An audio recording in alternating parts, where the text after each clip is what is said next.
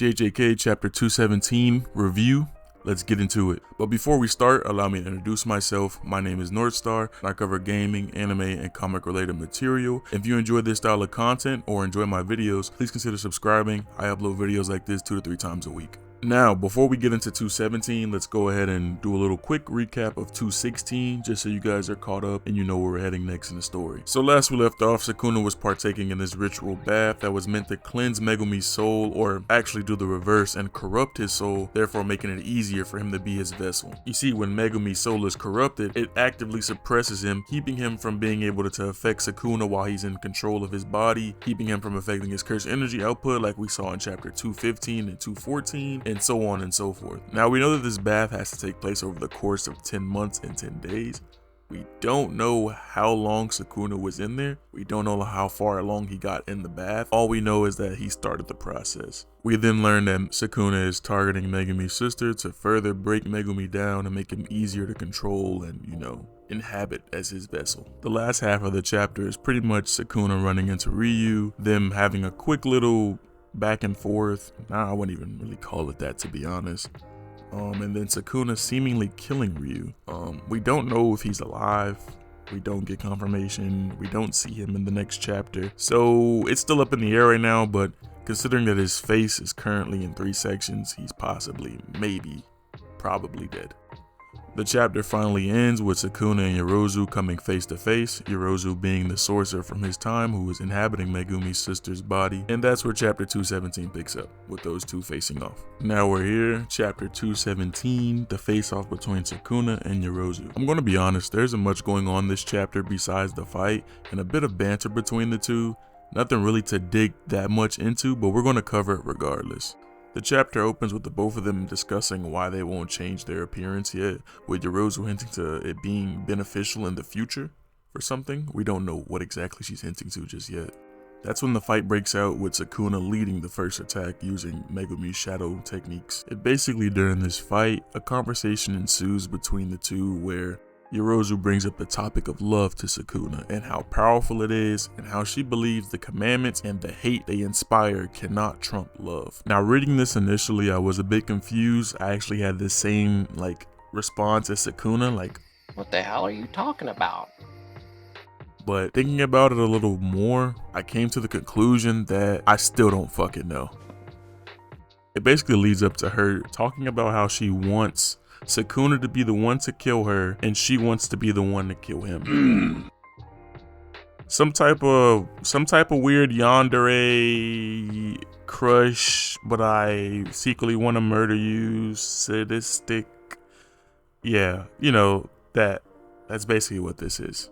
She uses this moment to lock him within a binding vow, which means if she wins the fight, then he has to marry her, but if she loses the fight, then he can kill her. And as you can see, that made her really excited.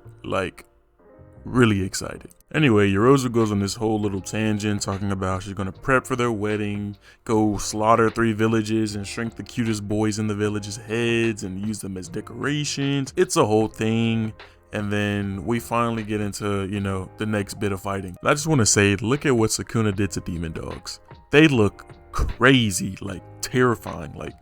Look at that. That looks like a Doberman. It doesn't even look like the wolf anymore. It's like some type of, I don't even know, like a hound. But anyway, the fight continues. It's nothing really crazy. It's just a little back and forth trade. Neither one of them really taking any serious damage, if any at all. And it's during this little back and forth trade where Yorozou realizes something. Sukuna hasn't been using his Malevolent Shrine, Dismantle, or Cleave abilities at all, only using Megumi's 10 Shadows technique. We come to find out that this is yet again one of Sukuna's plans to break Megumi by having him kill his own sister with his own technique. This clearly upsets Yorozou to the point to where she is asking Sukuna, is this some type of kink? I don't know. She's, you can see what type of character she is. I don't gotta explain it. But yeah, she's like, no way you're gonna use his moves on me. You're supposed to be using your moves on me. That's weird. Kill me with your moves. Don't kill me with his moves. What? But anyway. So obviously, yeah, Yorozou is completely super mad, and she's like, no way, you think you can just beat me without using Malevolent Shrine? So she starts using her curse technique. Now this gets interesting. We learned that her curse technique is called construction, and basically she can recreate almost any substance except for special grade tools, and she uses this to create liquid metal armor for her flesh, and it can change in volume. Now what you're seeing right now is yorozou use it to create some type of like exoskeleton bee hornet type of armor, and it looks super cool, but this is where the chapter ends, unfortunately, so we don't get to see what she can do with it just yet. Something else to note is if you look over to our left, you'll see Sukuna about to summon General Maharaga.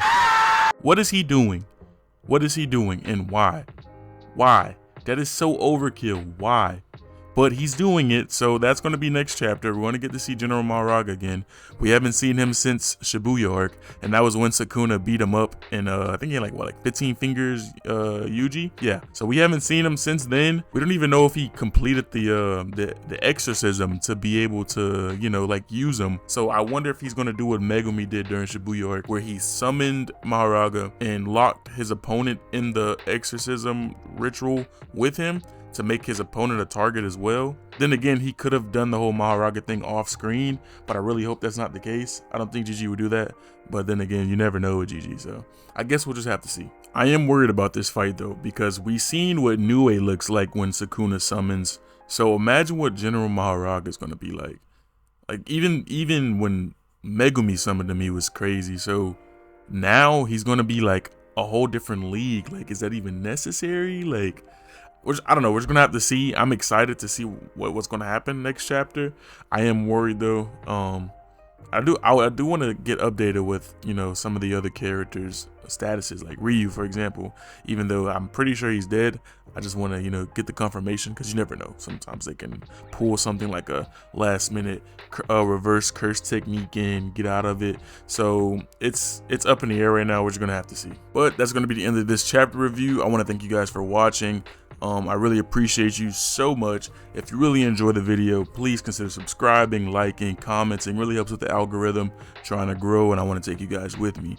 Thank you so much for tuning in. Make sure you stick around. I'm going to be covering even more chapters as they drop weekly. I'm going to be uploading even more. I've just been a little busy with work lately, so just be kind of a little patient with me. I am working on a Shibuya entire arc review, like manga wise, so I'm working on that. I'm gonna have that video sometime this week for you guys, so just be a little patient with me there. Leave in the comments anything you wanna see covered on the channel. I'll be more than happy to do it.